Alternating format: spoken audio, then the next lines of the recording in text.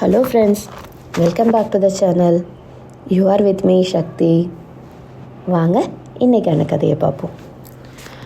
ஒரு அரசர் இருந்தாராம். அவருக்கு 3 மகன்கள்.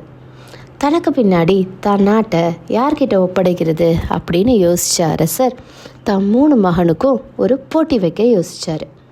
உடனே அவர் என்ன பண்ணாராம், 3 மகன்களையும் கூப்பிட்டு, நீங்கள் 3 பேரும் பக்கத்தில் இருக்க காட்டுக்கு போகணும். ஒரு சாக்கு நிறைய 2 வாரத்துக்கு தேவையான உணவுகளை அந்த காட்டிலிருந்து எடுத்துகிட்டு வந்து இங்கே உள்ள ஏழைகளுக்கு கொடுக்கணும் அப்படின்னு சொன்னார். இதுதான் அவங்களுக்கான போட்டி. ஒரே ஒரு விஷயம் என்ன அப்படின்னா, நீங்கள் கொண்டு வந்த மூட்டையை பிரித்து என்கிட்ட காட்டணும்னு அவசியம் இல்லை. ஏழைகளுக்கு நீங்கள் அதை உணவாக கொடுத்துட்டா போதும் அப்படின்னு சொல்லிட்டாரு ராஜா. உடனே 3 பேரும் கிளம்பி போகிறாங்க. முதல் மகன் மரத்தில் ஏறி நல்ல பழங்களை பறித்து ஒரு மூட்டையாக கட்டிக்கிட்டு வராது. 2வது உள்ளவன் ரொம்ப சோம்பேறி. உடனே அவன் என்ன பண்ணுறான், மரத்தில் ஏறலாம் இல்லாமல் கீழே விழுந்து கிடக்கும் பாருங்கள், அந்த பழங்களெல்லாம் பொறுக்கி மூட்டையாக கட்டிக்கிட்டு வராரு. 3வது உள்ளவன் ஏழைக்கு தானே, அதுக்கு எதுக்கு அப்படின்னு சொல்லிட்டு ரொம்ப அலட்சியமாக, இவன் சோம்பேறி கிடையாது ஆனால் அலட்சியக்காரன்.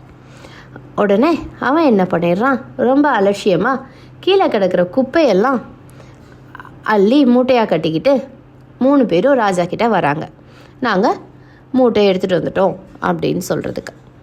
உடனே ராஜா என்ன பண்ணார், சரிப்பா நீங்கள் எல்லாத்தையும் கொண்டு வந்துட்டீங்கல்ல, இது 2 வாரத்துக்கு தேவையான உணவு இல்லையா அப்படின்னு கேட்குறாரு. ஆமாம் அப்படின்னு சொல்கிறாங்க. ஸோ இன்னையிலேருந்து அடுத்த 2 வாரத்துக்கு நீங்கள் 3 பேரும் தான் அந்த ஏழைங்கள். நீங்கள் கொண்டு வந்த உணவை நீங்களே சாப்பிடணும் அப்படின்னு சொல்லி தன்னோட முடிவை சொல்கிறாரு. இதில் மாட்டிக்கிட்டது யார்? கீழே இருந்து பொறுக்கிட்டு வந்த சோம்பேறியும், ஏழைக்கு தானே அப்படின்னு அலட்சியமாயிருந்த அலட்சியக்காரனும். ஆனால் நல்ல பழங்களை கொண்டு வந்த முதல் மகன் ஆரோக்கியமான உணவை சாப்பிட்டு அவனே அந்த நாட்டுக்கு ராஜாவாகிறான். இதுலேருந்து நமக்கு என்ன தெரியுது அப்படின்னா, நம்மளை மாதிரி எல்லாரையும் நினச்சோன்னா நமக்கு எப்போவுமே நல்லது மட்டுமே நடக்கும். நல்லதே நினைப்போம், நல்லதையே செய்வோம். தேங்க்யூ.